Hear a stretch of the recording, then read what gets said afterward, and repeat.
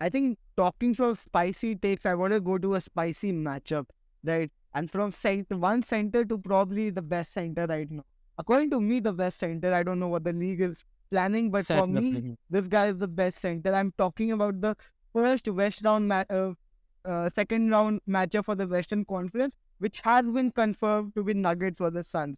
Because Nuggets is the only first seed that's still in, because Bucks obviously got eliminated, and Celtics is probably going to be the only second seed because probably the Memphis is going to get eliminated, right? So now we're looking at a firm court advantage. We're going against a team which was obviously a Jokic-led team for the last 2 seasons, not doing the best regular season or postseason wise because Jokic obviously not having enough firepower, with Murray being injured through last season, with MPJ having back soreness and lot of back problems since his since his draft to the NBA, and obviously getting that 176 or 5 million, which is a crazy contract for someone with a lot of injury history, but still he's been playing really well in the postseason. But Yeah. going against the team with which 2 years prior just made the NBA Finals, right? They were 2-0 up, and anything could have gone down with Giannis's injury, ankle injury, but Giannis came through. Then last season, going against Luka Doncic Mavericks team, which just blew that Suns team out. I mean, Game 7, we talk about Game 7s being unpredictable. That was an unpredictable match where they were Yeah. 40 points down in the first half, 77 to 37. And this season, having a lot of injury history at the start and not having the best start, at one point in time, they were as low as the Lakers, like one seed above the Lakers. They were like 10th, while the Lakers were 11th. And then finally making one of the biggest trades, for sure the biggest trade in their franchise history, but one of the biggest trades ever, with the kind of superstar going at a trade deadline in Kevin Durant, and losing a lot of their defense and a lot of their bench production for it, as well as 4 first round picks. Guys, what do you think about this matchup? I've seen somewhere that Jokic said that Aiton has been his hardest matchup yet. Yeah, So apparently that's something that Jokic still goes ahead. But Rudy, I had a point with you, right? So the last matchup of the regular season, Nuggets were going against the Suns, and Nuggets were still had it this the first seed. I mean, Memphis was just a game behind, but they rested all their starters. No one played because they did not want to show anything that they had prepared, because they were prepared to face the Suns team in the postseason, right? And now and they won that game because of Christian Brown, I think, scored like 24 points and going crazy, which is unexpected. I had Thomas Bryant and DJ getting a lot of minutes. So, what do you think is going to be the game plan, especially against, Jokic playing a lot of drop coverage, and this team having a lot of mid range killers, like a lot of mid range killers, like they're going for that mid range shot time after time again. And Jokic is probably going to play drop coverage, which he's shown to play always. What do you think is going to be with Jokic defensively, and how is he going to cope with this team? that's first of all, that's a very good question because I feel like I agree with that. The Suns will most likely spam pick and rolls. That's what they do. That's their MO. Spanish pick and rolls, And yeah. yeah, and uh, that's their MO. And against a defense like Jokic, I think that's a very good strategy to use anyways because he's going to be in that drop. He can't keep up with Booker, Durant, or CP3, and those three are very good at managing the pick and roll. They're very good at mid ranges, at ISOs, and I think to your point, I feel like this is going to be two juggernaut offenses going at each other, and the Suns after that loss of the almost like the whole bench at this point, I feel like you mentioned, even the bench beat the that Suns team. I feel like to me, Denver has been the best team of the higher seeds. They've shown out, and they are most definitely the deepest team in the playoffs right now. And I feel like that will be an edge for the Nuggets, uh, as top heavy as the Suns are, and uh, two of their major three players being over 30 years old. Um, and all three of their superstars being a little bit injury prone, I think that might be an issue. But coming back to that defense, I feel like both the teams are not that great defensively, and both of them will eat each other up because there's just matchup problems on either side.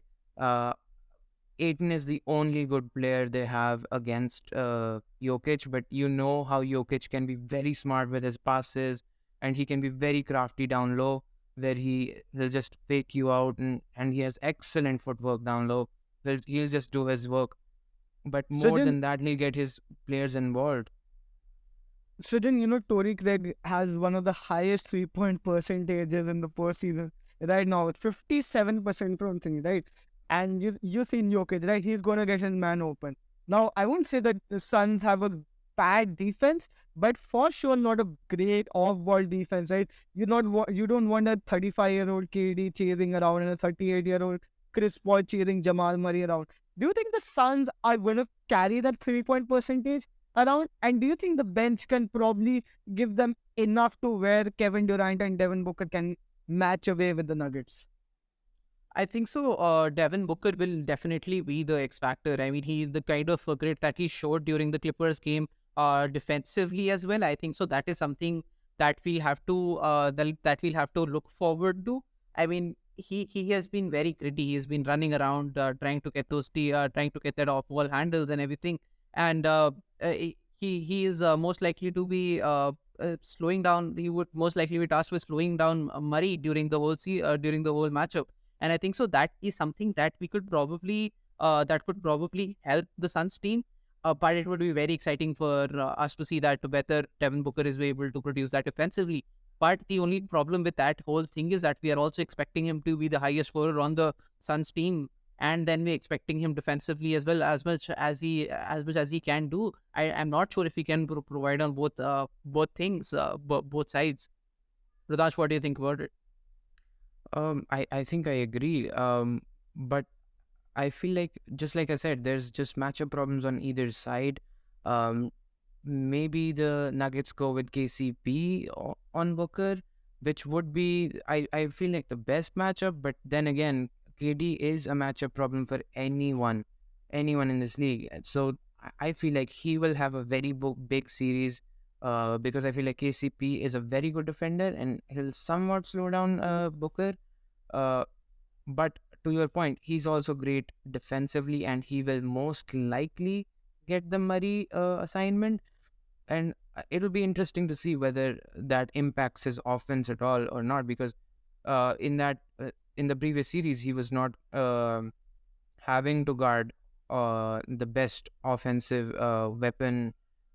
Like, I mean, Murray's probably not the best, maybe the second best option, but he's damn good, and he's back to that bubble form.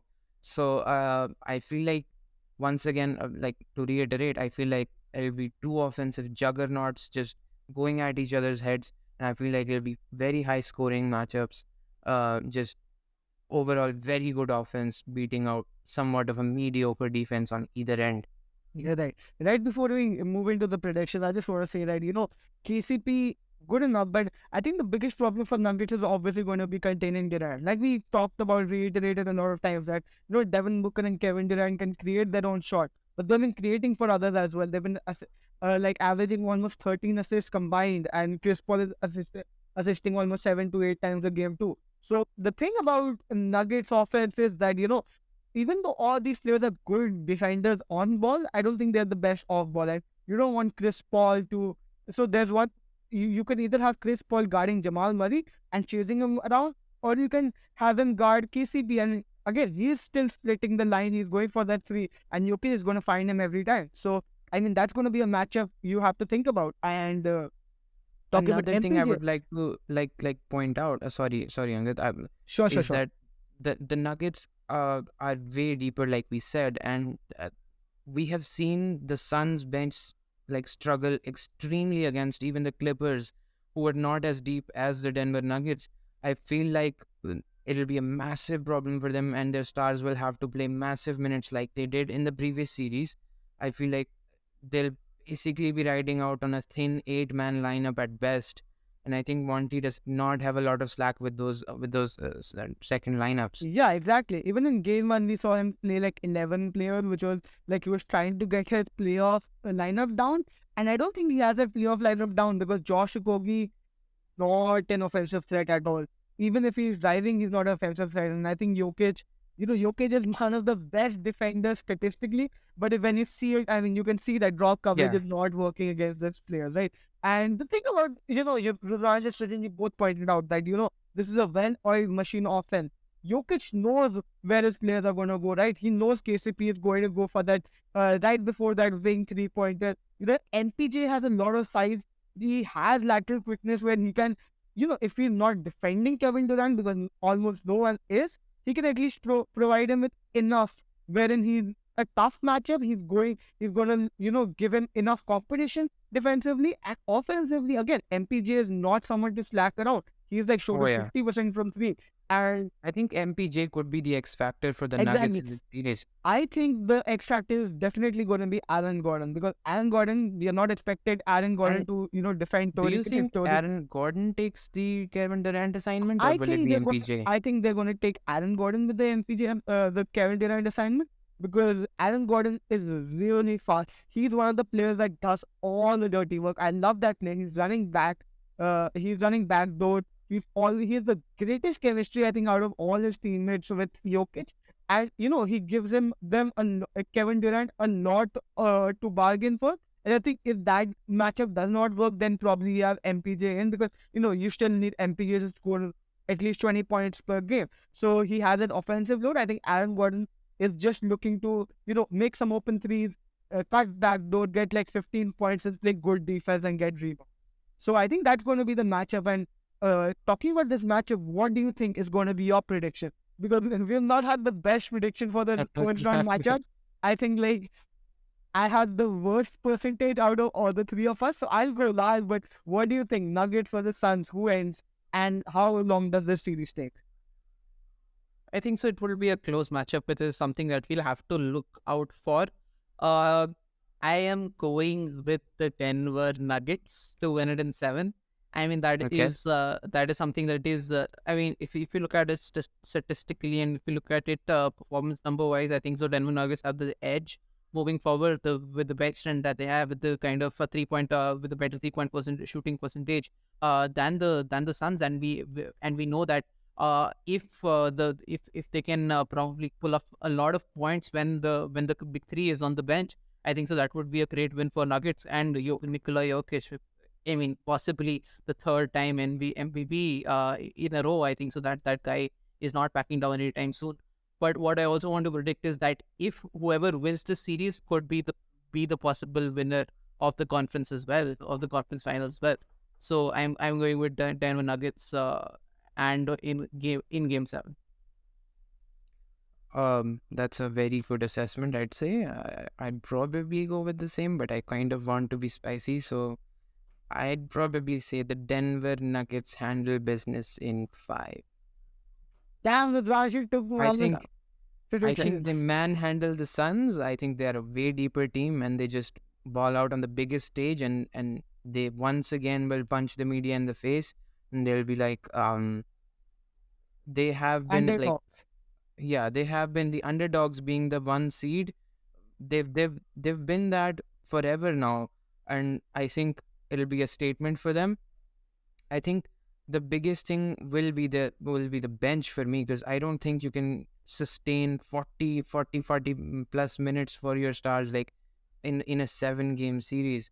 And even if they do, it just is, it might be a factor in the next series, because like I pointed out, two of those are like nearing 40 years, I think.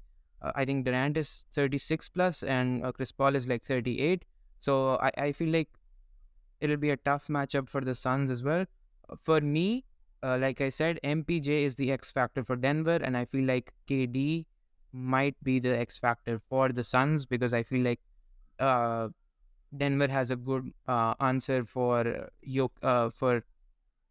Booker in defenders, and for the Suns, Aiton matches up really well with Jokic. So I think KD is the only mismatch, and I think KD for the Suns and MPJ for the Nuggets, and I think the bench is what kills the Suns for me. So, guys, I'm going to be a soothsayer right now. I'm going to predict exactly what happens in the next matchup. Right? I think the first matchup, Nuggets win by 10. I think it's an easy, comfortable win. I think Monty again has an 11 man lineup, and they're gonna go in easy. I think both have had enough rest. They have not played a lot of games. They played 5 games, but I think the Suns had a day off more than the Nuggets. But at the same point in time, I think they needed it more. They're 30. They have a lot of 30-year-olds on their team, while the only 30-year-olds on the Nuggets is like DeAndre Jordan and the KCP.